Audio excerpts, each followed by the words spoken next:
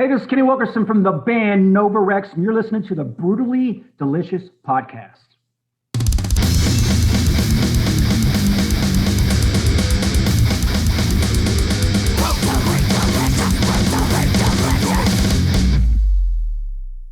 Oh shit!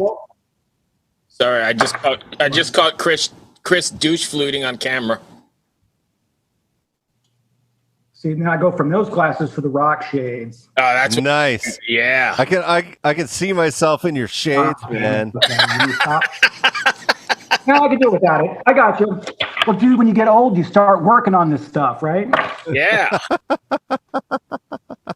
Hey, thanks for joining us, man. I appreciate it. Hey, appreciate you. How are you today? No, I'll be honest with you, dude. I've been sick. Oh, really? But, yeah, for almost 2 weeks, man. But now I'm fine.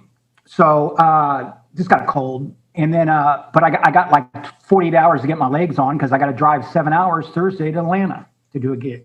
Nice. Yeah, man. Where are you located? Orlando. Oh, okay. I'm in Orlando now. Yeah, my band lives in like St. Pete, Tampa area. Okay, I've spent 15 years down in St. Pete. Yeah, hour and a half. You know the deal. Yeah.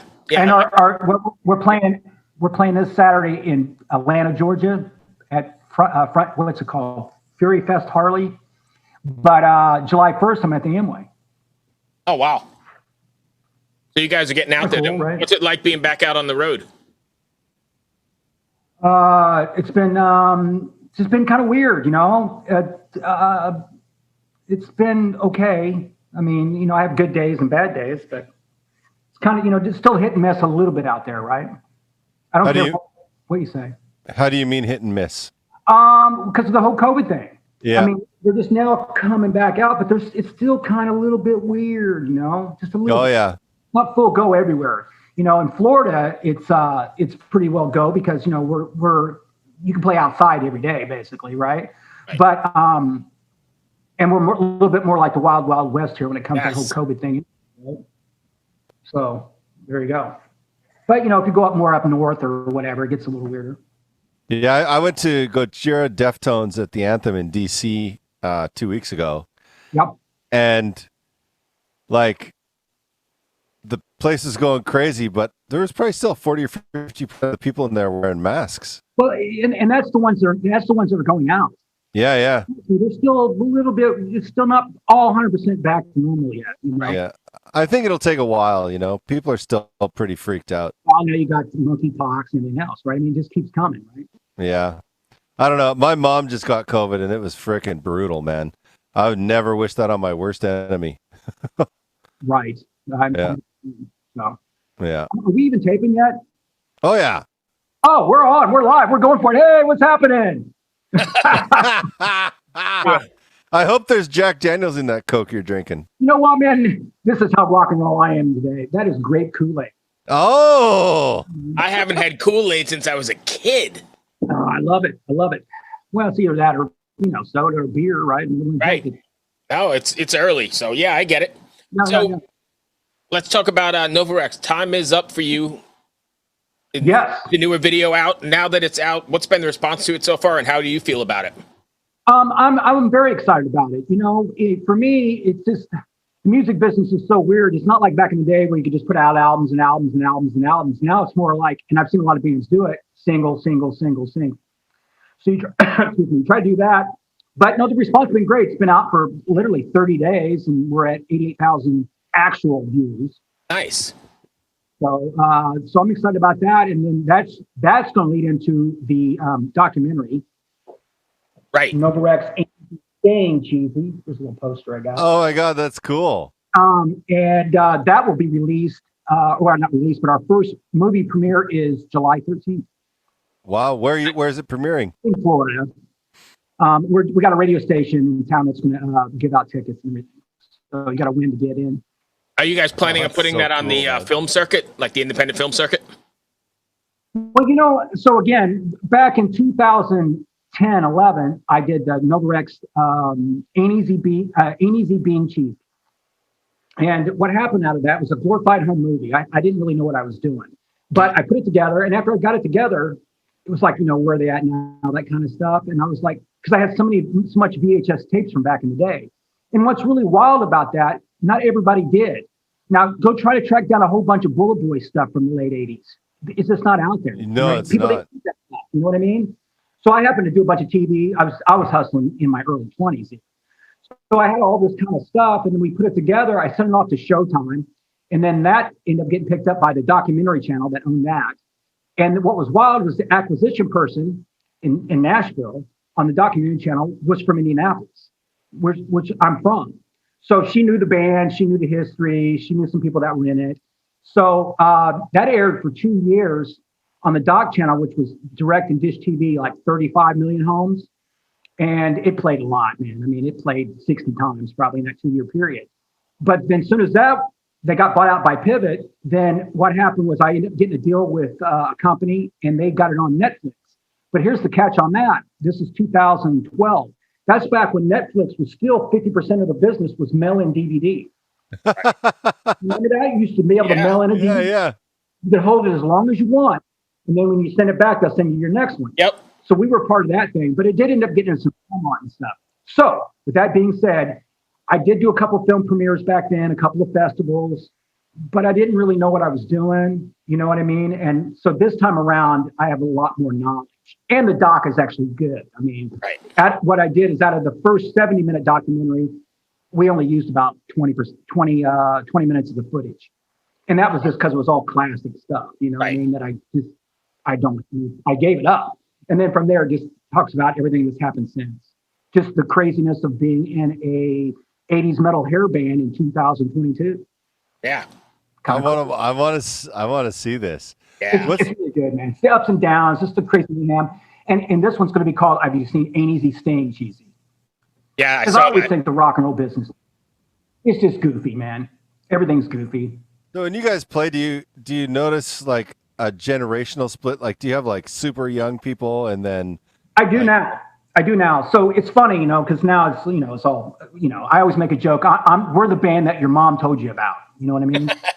But, and we live that same kind of lifestyle. I mean, the only difference between us, and like I said, and even in the doc, between us and a band, say like a Motley Crue, is first of all, we didn't do heroin. But second of all, it's just a matter of how many chicks we had after the gig. Right. And I make a joke. I said, they might have had a couple of hundred. We only had 20. There's only 4 guys in the band. Right. So we sort of lived that whole kind of lifestyle, and then, just went from there. I mean, I don't really know what to say. Just all the craziness that happens, Yeah, it's hard to stay on the road. It really is. Oh yeah. Oh, it's unbelievable. The pressure. Well, I got that too, because I book half the damn gigs. But yeah, between that and travel, and now with gas going up $2 a gallon since I booked this gig a month ago. You know what I mean? So it's like, oh wow, I got 3 vehicles showing up to this thing. Right, and the guarantees don't go up. So yeah, you're underwater there, right? Yeah, well, you can be. I mean, it's rock and roll. You don't really know. Sometimes things change. There's always a little bit of movement. I always say, rock and roll is about 80% perfect. You expect a 20% F up at some point. Right. Something. If it's production, rooms, gas, blow a tire, whatever. Right. But no, we still do it, man. We still have the van and trailer and hit the road. So. Oh, that's awesome. So, but I didn't even answer your question. Your question is this. So yeah, we have a bunch of milk now, right? Of course, right? I mean, who doesn't long-haired rocker 80 guys, right? But it's funny. I did a show last year at a place down here in Florida called Leesburg Bike Fest. Pretty big turnout. And we played it, and I had a couple of these like 20-something little cutie pies that come up to me. And they're like, hey, man, just to let you know, we know a band that stole your move. Well, in the first song, we always do that little rocking back and forth move, right? Yeah. And they're like, I was like, who'd we steal it from? Is this funny, right? It's because some band called Judas Priest. That's who we stole it from. You know what I mean? Right. So it's just kind of funny how silly like that. But it is wild how it does come full circle. And the circle is hitting right now. That's why you see bands like Warrant, et cetera, back out on the road, right? Right. So that's happening. And you need to go see these bands now because there's a lot of them that don't have all the members anymore. These people, some of these bands are getting a little bit older, right? I mean, I grew up looking at Ozzy. I mean, how old's Ozzy now? 90? Yeah, right. So you just have to, so that's kind of fun. But just trying to keep the rock and roll alive. I mean, why not? I only know one way, man, and that's 100% go. Turn to 10 on everything, whatever it is. Right. Make a joke. So now a lot of guys wear like the little bike chains, right? So I got a couple guys in my band that got a bike chain. Well, then I showed up with one that hit the floor. You know what I mean? Or I'll come with one. I'll have 5 of them. Not just one. You got to go 5, right? 5 on each side. I don't even care. Just keep amping everything up. So that's kind of the only thing I know how to do is full go. So that's great. But yes, we do get a lot of younger crowd, and the thing is now that 80s metal is it's classic rock. I mean, turn on your when we were growing up, I'm assuming that we're listening to Zone and things like that on classic rock, right? And now you hear Bon Jovi, Def Leppard. So that's the difference. But it's pretty funny how you can see these kids now wearing Motley Crue t-shirts and stuff, Oh, yeah. 20 years old. Yeah. And they're like, how'd you know Motley Crue from the dirt? Yeah. It ain't because of the it's because of the YouTube documentaries, right, Bruce? I'm sorry? Yes, I do. So you get it. Yeah, so I was trying to explain to my guys, I said, look, do you understand that the documentary that we're getting ready to release is kind of bigger than a record deal? Because record deals, there's so many, there's just like 2 companies that own almost all the radio stations, right? That's why we have our own thing. And they only play the bands that are going to spend money on them. So there's not that kind of airplay anymore. I mean, if a band like, say, even Bon Jovi, you seen what he did on his last tour, right? He put an album out and he gave away the CD with the concert ticket. Right. Great move, because they're hard to sell anymore. I mean, I had somebody give me a CD a month ago, and I don't have a CD player in my car, on my computer. I don't have one in my house. Right. Me neither. For years. So here's a question I have. Yeah. Being an 80s rock band, there used to be all those like 80s shredder guitars, right? And I noticed in your videos you're playing like Strats and Tellys and Les Pauls and stuff. Right. You want to know the reason behind that? Yeah. Well, okay. First of all, you've seen my bass. I got a GL that's all gold sparkly, and then I have that. Yeah. Pretty badass, right? Yeah. But the guitar player, he's just a Fender guy. I mean, he's sponsored by Fender. He's been Fender from day one. So it's been mentioned before. Yeah. Yeah, I'm a Fender guy too. You don't see it. I have an Ibanez here, but I have 2 Fender Strats and I got 2 Fender basses. And those are like, I just use them nonstop. I just love them. But like, whenever I've watched 80s bands per se, they always had like the Kramers and like the Jacksons and like the shredder necks, like the really thin stuff. Yeah. Well, I mean, we also used to wear spandex too, right? I can't do that anymore. Well, you could. I could. You just don't want to see it happen anymore, dude. The first thing you go when you get old is your ass, man. It'd be like, be hanging like a little peach. Them days were over, man. Then funny. Tuck the pants in the boots, right? Yeah. Hey, so what's it like having? No. I think we keep it pretty real. I mean, we're pretty close. We still do this. Yeah, go ahead. All right, just some weird delay, but what's it like having John back in the band? Awesome, dude. I mean, I am so excited about having John. I was trying to get him in day one, and we did a couple of gigs, and like I said, he got auditioned to audition for the Babies. They were putting the Babies back together. They used to have John Waite, Jonathan Cain from Journey, etc. And they got Tony and Wally in there, the guitar player and drummer. And those guys have got their own claim of fame, even on side of that. I mean, Tony played drums with Rod Stewart during the heydays, man. Right. During his prime. So, but and it just happened. He got that gig, and then I was actually there for the audition, believe it or not, for him. And I'm like, the guy's name's John, so I mean, you can't get any easier than that. But it's been great. I mean, just a different thing. They asked me from the last singer to the one I have now, and I went from basically being kind of a Rat type of band, that kind of being that way, to being more like more Whitesnakey. You know what I mean? To where I can do that kind of stuff. Which, if you see over the years, and we've been through some singers, 37 years, that it kind of went like that a little bit. Sleaze rock to kind of AOR at one time to, you know what I mean? But we've always kind of kept it kind of metally. I mean, if you got long hair and you're wearing eyeliner, you're pretty much hair metal at that point. Yeah, right? I agree. But it's been great. And then John, and then he went and did a couple albums with the Babies. I mean, he's done an Anthology 2 album. He did another album. He's part of the cast at Raiding the Rock Fall out in Vegas. And the one thing I found out, which was crazy, didn't even notice about John, and I've known him for 10 years, is he actually did the soundtrack to the Mighty Ducks 2 soundtrack for Disney. Oh, wow. Yeah, you know what it was? It was they had he told me the story because he was in California. They did the what's it called, Rock the Pond or whatever. They call it the pond, right, where the Ducks played. Ducks. So somehow that all hooked up, and so they put out an album for the soundtrack, and of course it's got Queen and Gary Glitter, all your basically anthem-y kind of sports songs, and he's the only one that had an original that wrote. It's called Rock the Pond. Oh. It went platinum. Kind of cool, right? That's really cool. Awesome. Yeah, I don't have a platinum record yet. So. So I've got one last thing for you, and then I'll turn it over to Chris. But I see you did a cookbook, Rockin' Recipes for Autism, which I think is fantastic. And I don't know, you probably don't know this, but I've done 2 rock and roll cookbooks for those about to cook and for those about to cook pure metal that came out, I don't know, a dozen years ago or so. So that was kind of very interesting. I did not do the do for the charity thing. So how did you get involved in it, and what's 100%? So what happened was I have one son. He's 20 years old, and he has Asperger's, form of autism.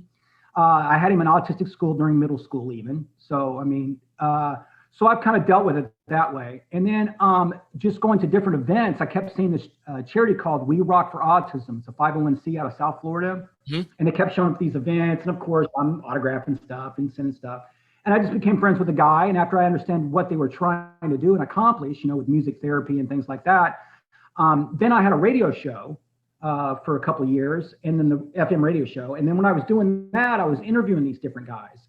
And then one guy, famous bass player, well, I know a lot of bass players, but he was telling me, hey, I just came back from New Orleans myself. And he's like, I'm from there. I got this jambalaya recipe. It's 100 years old. Let me send it to you. So it kind of became a thing. So after I collected about 20 some recipes on my radio show, then I had the charity, then I thought, well, what else is there to do? We got to put this together. It's never really been done. So I just reached out to the ones I had, and then I reached out to rock and roll community, mostly friends, obviously. Right. And they were all very cool about doing it. The only thing that was crazy about it is how expensive this is. You could buy a brand new car. How much it cost me to put these books together. Is that still available if you want to pick it up? Yeah, it came out in the middle of COVID, so I kind of got stuck. I was going to do this little PR on it, but everything was closed. But what you go to is this Rockin' without a G, rockinrecipesforautism.com. Tells you why I did it, when I did it, how I did it. Shows you a few flip pages. It's got it's 127 pages. It's almost a 2-pound coffee table book. Wow. And then what it'll do, each artist has like 2 pages. For instance, like say, let me get you one. Here's a great one, Steve Lukather. And then, nice. Then it'll have his little thing. Or I've got say like here's Joey Allen from Warrant. Right. Wow. It's basically his mom's sauce. That's from Italy, like 100 years. I mean, Joey was really cool because Joey actually bought a bunch of books for Christmas. Oh, that's great. Eddie from Twisted Sister. Yeah, Ricky Rocket. You know what I mean? So it just kind of went down from there. But it'll say like here, I got, here's a good one too. The late Frankie Benelli with his ravioli. But it'll give you a little bio on him. Like I have one where it'll say, when he was growing up, he was playing on pots and pans, and now he cooks for his family. It has that kind of PG, fluffy little intro, and then it gives you the recipe and usually why it came from. And so, it was 57 artists in the whole thing. That's wonderful. That is very cool. Yeah, I thought it was a great idea. So, I mean, it's still, and the thing about a cookbook, like we say, talking about doing the new video, the video has been out for 33 days, and it's up to about 88,000. Well, that's the life of a video. I mean, I can stretch it out another month and get another few thousand, but with a cookbook, they don't expire. My fiance, she was from Georgia, raised in a kitchen, and she's got the Martha Stewart cookbooks and all that. Sure. You still pull them out. Even with the internet, you still pull out those cookbooks. Yeah. Right. So all that stuff is out there. I just never did the big distribution deal with it. I thought we could just sell them online and get the bands to help promote and stuff. But then again, it came out in the middle of COVID. Yeah. And now it's not brand new. You know what I mean? So it's a year and a half old or whatever. So. Right. But yeah, definitely. And it's $29.95. Very inexpensive. Beautiful. Very cool. Probably still got $50 for it. Yeah, absolutely. And you've got Frankie in there. And it's for a great call. Frankie, it's The immortal, I know, you right? immortalized Frankie. We had him on the show, just before or just when he found out, right, Chris? Right. Yeah, it was just well, not when he found out, but when he announced it. Yeah, Yeah. and we phoned him, and he didn't know we were supposed to phone him. So the publicist gave us his phone number. We phoned. His wife Oh, picks wow. up. So very uncomfortable for a minute, huh? It was his wife picks up. Hello, Right. and Bruce's like, "Hey, we're phoning for an interview with Frankie." She's like, "What? He doesn't have any interviews." Bruce's like, well, I got the number from insert publicist's name here. Right. 1 second, and you hear her yell, "Hey, Frankie!" Phone, right? And then he comes down, and he kept us on the phone for an hour, just talking the whole time. Unbelievable guy. He's definitely meant it. Yeah, that's why I say go out and see these bands now. Go support these bands. I mean, you don't really hear them on the radio anymore. You know that. I mean, it just doesn't happen. So the best thing to do is to go see them play live. That's what's left. Yeah. So go see that, enjoy that, support the bands, and support your local guys too, right? Oh yeah, absolutely. Yeah. But a lot of these legends we don't have much time with because they're 20 years older than us or something. I know, right? I just did a thing the other day. I'm kind of a geek when it comes to Rudy Sarzo, right? I interviewed him on the radio station. I geeked out on him a little bit because I told the story like in 1982. I seen the Ozzy concert right after they replaced Randy Rhoads with Brad Gillis.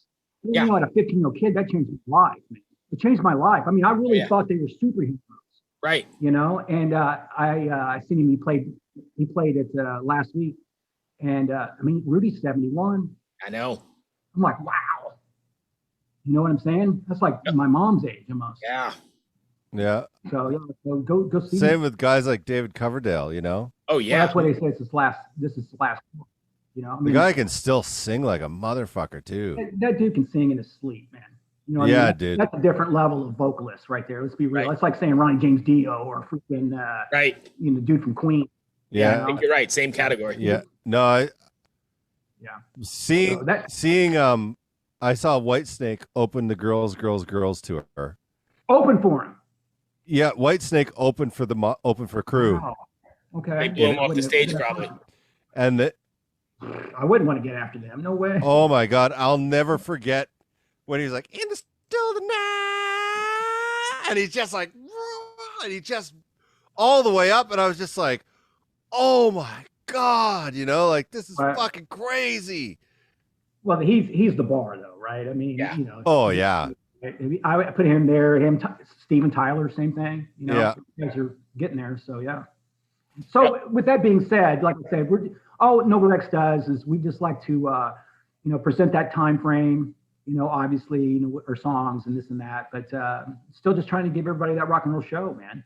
So where are your next shows? You said one in Atlanta? It's actually in Conyers, Georgia, which is 20 minutes from Atlanta. We play this Saturday, the June 4th. And then our following gig after that will be July 1st at the Amway. What we did, we go over there. They have the Arena Football League, the Predators. What we'll do is I did it last year. It's pretty fun. I mean, it is the Amway, right? So big stage, pyro, all that.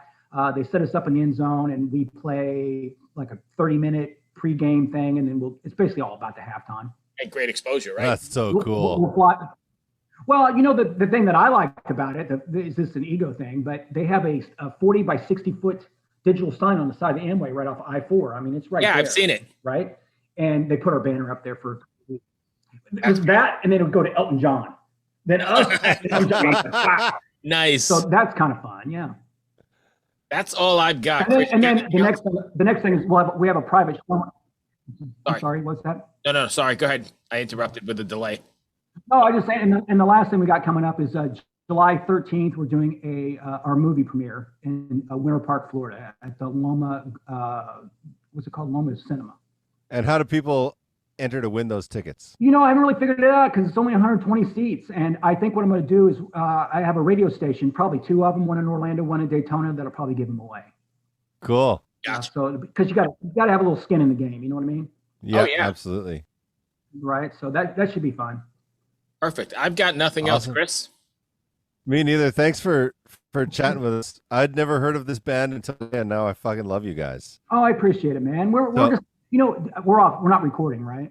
Yeah, I am, but I'm editing. So don't worry. Yeah. We're always recording, but Oh no, And no, I'm just saying we're kind of like the London band. You know what I mean? Like, remember London? I do. Yeah. California. We're like that in the Midwest. That's sort of how we, you know what I mean? We're sort of like we're like that in betweeny thing. One day you can see us be direct support for Cheap Trick, and the next day you can see me going at noon at Rocklahoma. Right. You know what I mean? So it just kind of bounces around, but That's just good, though. keeping You're still alive, going. man, just trying to make new memories. Yeah. That was the thing about this band. I said, look, I don't want to be the guy and tell you about all the crazy ass stories over 37 years, and I've got them. You know what I mean? I've got them. But I was like, let's go make some new ones. That is a great way to end this podcast right Absolutely. there. That's very positive. Yeah. And you can always check us out at NovaRexRocks.com. Follow us on all social media. Awesome. And hopefully by the end of summer, you'll see us on Hulu or Netflix or something. So that'd be great. I hope so. I want to watch this movie. It'll happen. I'm nowhere near Florida, so I can't go watch it, but I want to see it. It'll happen. It'll be out there. Thank you, my friend, for taking the time. I appreciate it. When will this air? When will you put it up? A couple weeks. Just send me the link, bro. You know the deal. Will do. And I'll share it. All right. Got it. Thank you, sir. Cool. Okay. Thank you, guys. Thank you. Cheers. Thank you. Cheers. All right.